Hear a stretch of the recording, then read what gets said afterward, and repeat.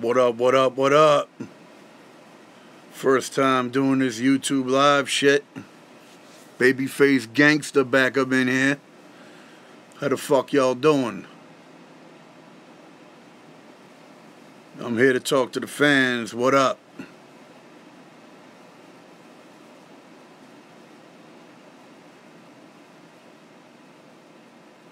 How the fuck y'all doing? It's my first time fucking with this shit. Nah, man. I'm chilling. How y'all doing? What's the deal? So y'all fuck with this shit? I'm here to answer questions. I'm definitely here to answer questions. Why am I not doing the gathering is the first question. Family emergency. Trying to come to UK in November. Working on Canada for October. Working on music as soon as I'm done with this social network shit tonight. I'm gonna go right to the music immediately. Notorious Goriest. Definitely trying to come to Germany. Yes, I do kill for real. Romania, I'll definitely be back. Favorite Metallica? Alright, so there's basically too many questions here. So we'll just fucking feel it out for a little bit. For this first one, I'm going to stay on for 15 minutes just to try it. So, yeah, rest in peace, Prodigy, for sure. You know what I'm saying? How do I feel? Definitely fucked up about it. You know what I mean? I'm still bugging out that Prodigy passed away. For the record, NECRO merchandise. This is an I Need Drugs shirt right here. Make sure to cop that shit. It's kind of a crazy design. But it's the I Need Drugs. Got Uncle Howie, as you can see. Know what I mean? There you go, Uncle Howie right there. Shit is crazy. With a monkey on his back. NECROproduct.com. Yeah, man, definitely much respect to Prodigy and my condolences to all his peoples.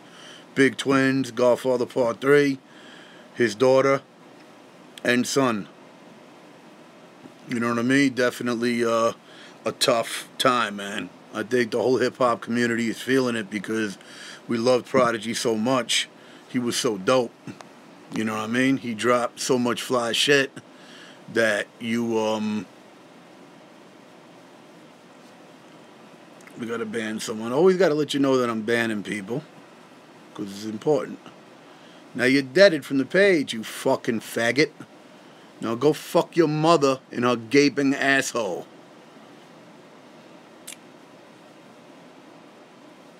Wow. Okay. We get rid of you too. Hey, I didn't realize I was going to have to ban a bunch of people today. Well, fuck it. It is what it is. Best punchline in hip-hop history? Man, there's just too many, man. You know what I'm saying? Big Daddy Kane dropped a lot of hot shit. Cool G Rap dropped a lot of crazy shit. As far as, you know, punchlines and shit like that. Much respect to all of y'all, man. You know what I mean? But yeah, man, Prodigy was, you know, one of the dopest ever. He was one of my favorite. You know what I mean? Definitely a favorite of mine lyrically. So, you know, it hurts, you know, to see someone like that. It also hurts I'll never get to work with dude again. Not again, ever. You know what I mean? I won't ever have the chance to work with him for one time, you know. But I did meet him in the porn store on in Manhattan. Top 5 producers aside from NECRO. Well, got to give Havoc love. Love Havoc's work. Love Primo, you know what I mean? Primo did legendary shit so far in his career and all the years he did shit. Dr. Dre was always a big influence of mine because Dr. Dre said you got to be incredible from the beginning when the first 15 fucking seconds of any track has to be incredible. Or the first 20 seconds or whatever. So, yeah, Dre influenced me also in adding sounds. Love RZA's work, you know what I mean? RZA's a great producer. Got to give props to Marley Marl. Kid Joe died, actually, riding that bike that I bought him. He fucking got hit by a Mack truck, and he's dead. What's your view on the Beastie Boys? You know, I liked the Beastie Boys when I was living in the projects, and a channel called U68 would come on, and they would play tracks from everybody, from Motorhead to Anthrax to Beastie Boys, and I really liked the song She's On It, and they're chasing the girl through the park and shit or whatever, and I really enjoyed You Got the Right to Fight to Party. But I never really got into their rhymes, like from a rap perspective. I'm more into lyricism. So I was more into, you know, Rakim, KRS, Big Daddy Kane, G-Rap. These were the type of rappers I fucked with. So, you know, I respect them, but they were never really a huge influence as far as white rappers. I was probably more influenced by Third Base. I really enjoyed the Cactus album. Any of y'all remember the Cactus album from Third Base? To me, that was more in the line of an influence of my style, because it was all ill samples, a lot of dark beats. Lyrically, they were coming very obscure. Pete Nice was very obscure. Yeah. Yeah, I would work with Joey Badass. I never met him before or anything like that, but if he had respect, I would definitely fuck with him on something. I respect punk rock, but I was never a punk rock fan. I was a thrash fan. Death, Obituary, Pestilence, Creator, Destruction, Metallica, Megadeth, Obituary, Sepultura. Those are the bands that get me fucking open. Know what I mean? So, you know, we all have the things that we like. Everyone's got different shit. You know what I'm saying? Yeah, he was Zev Love X back then. Black metal, you know, I never got into black metal, but the thing that turned me off to black metal was when I was working with all the metal collaborations, I reached out to a lot of these black metal dudes, and they were real shady. A lot of them didn't show me any love. And a lot of the mentality of black metal and metal people in general is they have this mentality that rap is crap. They call rap crap. That's their little slogan. Rap is crap. And for a genre that claims that they're very rebellious, we're rebels. They seem to be really worried about what the fucking fans think and what everybody thinks. You know what I'm saying? I found that funny, that you're claiming you're a metalhead and you're actually worried that working with a rapper is going to piss off your fans. So, to me, I lost a lot of respect for anyone that I reached out to that wouldn't fuck with me on a collaboration, because I already worked with dudes that were incredible, from Obituary. I worked with Igor from Sepultura.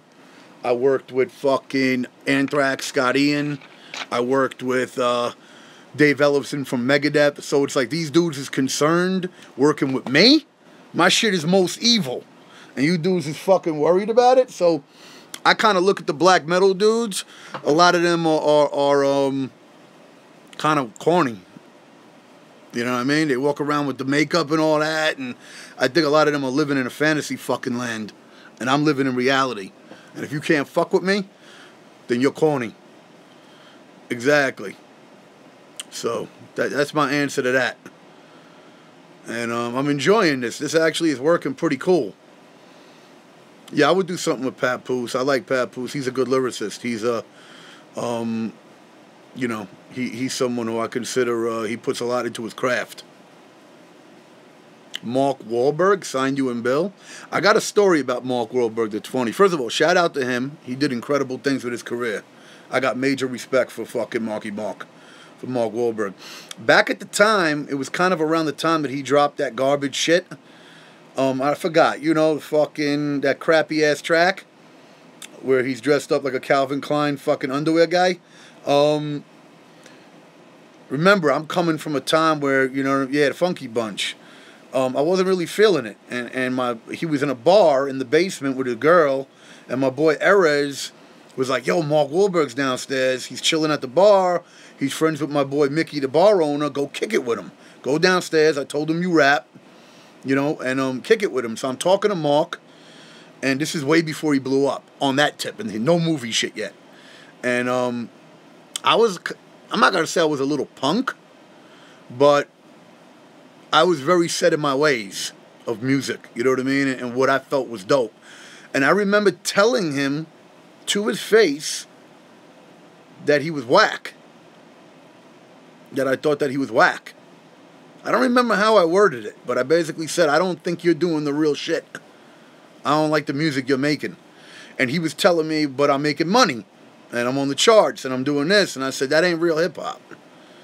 And I'm going to keep it real with you. I was young and stupid, and people didn't really teach me how to deal with people. My father and my brother really didn't know shit. So I didn't realize that I could have clicked with this dude, because he was a rugged dude. Like, he wasn't soft. Let's make it fucking clear. Mark Wahlberg, he ain't fucking soft. He's a real dude. So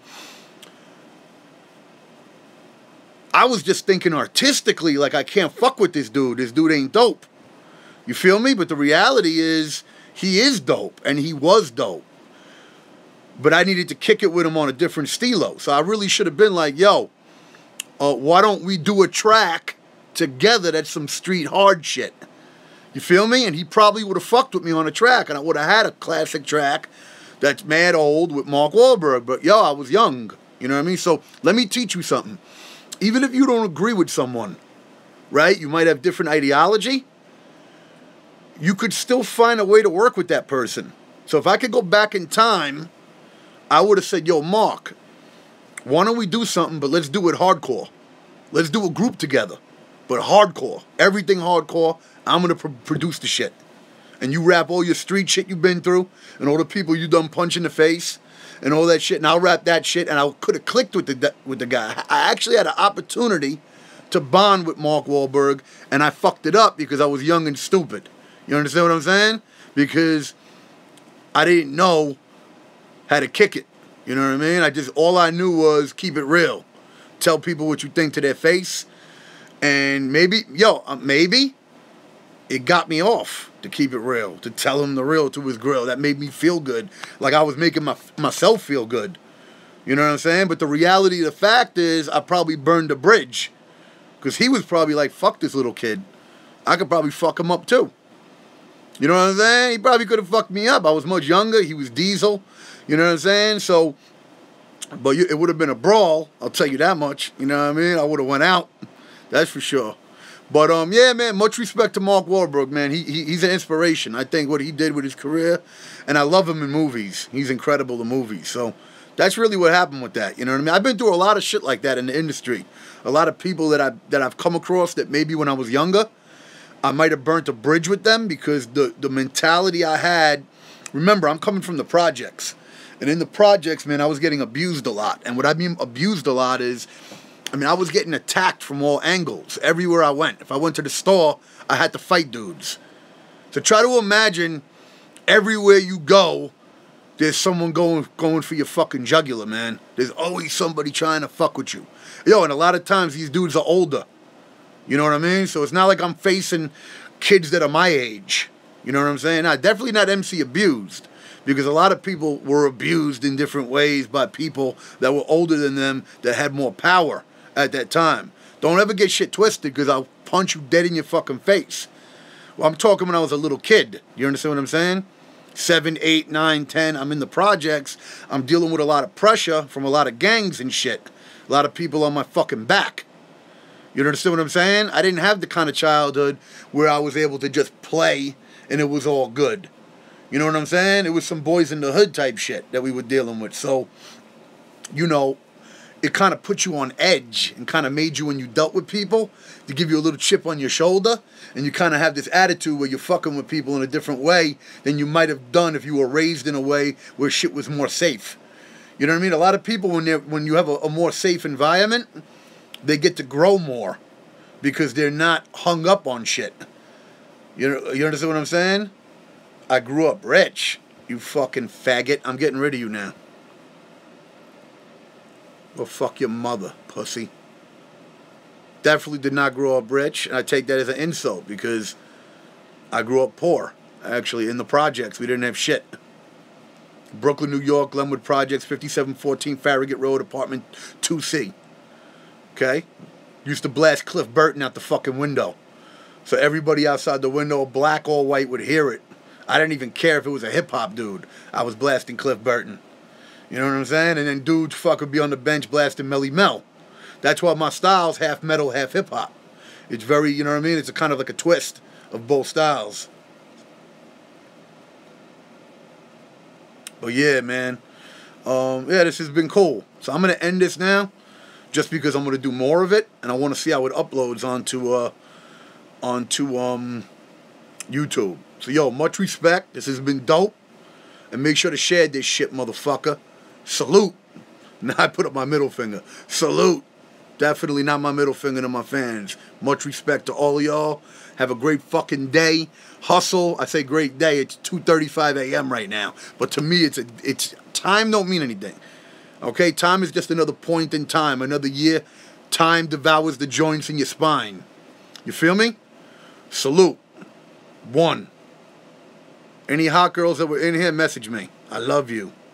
Message me on Facebook. I'll make love to you on tour. Peace.